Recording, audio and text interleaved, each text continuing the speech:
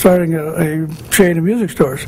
But of course, Glenn was lost, and Vito, they were going to meet in France, and Vito got looking around so he could import or start something. And then he got hooked up with Leon LeBlanc, Mr. LeBlanc, the old one. And 1945, after the war, he started out in a little place on Washington Street in Kenosha, and he would go around with the horns in the trunk of his Buick, and he pedaled them himself to get started. So that's quite a story, but you've probably heard most of this before. No, it's very interesting, yeah. So he really started from the bottom, didn't he? He sure did. Well, at one time it was, I thought, a real great company. And some interesting marketing. I mean, yes. Looking back at some of the things that he came up with, you know, the getting students involved and things like that. He really pushed music education. He was a pioneer in a lot of respects. So this is the trouble. Most of my old friends have all passed away. So. Well, tell me a little bit about the idea of starting the store. Did you leave LeBlanc to start a store? Yeah, when I left LeBlanc, yes, I started the store. Actually didn't start it. There was a small music store in Decorah, and it was mostly piano, because he sold pianos. Well, it was a funny occurrence, because the head of the music department at the Luther College at that time was Weston Noble, and I knew Weston from when I was teaching. And so one day I got on the plane in Chicago. We were to go to Bloomington, Indiana, for the CBDNA, College Band Directors meeting.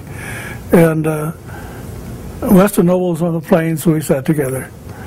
And I told him that I thought maybe I was going to look around and maybe find a music store or something that I could do at home, because I had 2 children and I wanted to raise them in a small town. And third on the way. So Weston talked me into coming to Decorah. It was time for him to get off the road. So that's how I got to Decorah. And what did you think of that idea? Well, I was very much in favor of it, because he would travel 2 and 3 weeks at a time and leave me home with these 2 squirrely little kids, one of whom is now running the president of the Decorah store. That's he's president of this company. Well, yeah, president of the company, Rusty, our son. And I was ready for him to stay home and be a family man. Well, Vito always said I'd be back, but I didn't.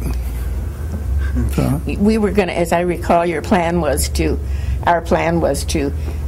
run the store for 10 years and then go back with LeBlanc. Or in that business. Right, in the business. But then we had 2 more kids, and we got very entrenched in the store and in family life in Decorah, which we've never regretted. That's really neat. How did you see the store develop and grow? Well, very slowly, really. You and I were doing just practically everything. You know how that is when you first start. You work late at night, and you start, which this little store hadn't done before. We started calling on schools, and so it was a rough time for both of us. And I'm sure this is true with most people that start, from scratch. So this wasn't any different, but. It got to the point where my children started working with the store, and they got interested. And so now the oldest is the president of the company, and the youngest is vice president. So. And their wives are they're both very much involved. They're involved in the store too. They're very important people. Rusty's wife is secretary and treasurer. No, treasurer. Yeah. And Jim's wife is secretary. Jim's wife is secretary. And grandson Eric is manager of the Dubuque store. Of this store. Huh. And then.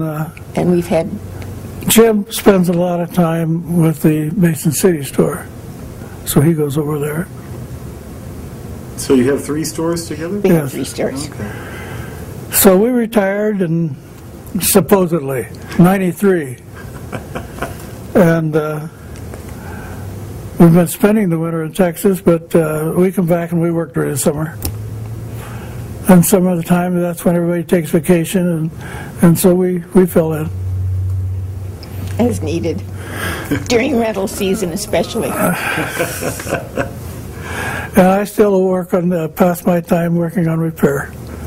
I've been doing strings and stuff like that. So we're still very, very much involved. It's like an old fireman, you know, he never gives up. In the early days, I wonder what you viewed as some of the turning points of establishing the store and really feeling like, you know, you were doing the right thing and moving forward. Well, can you just put your hand on it? Well,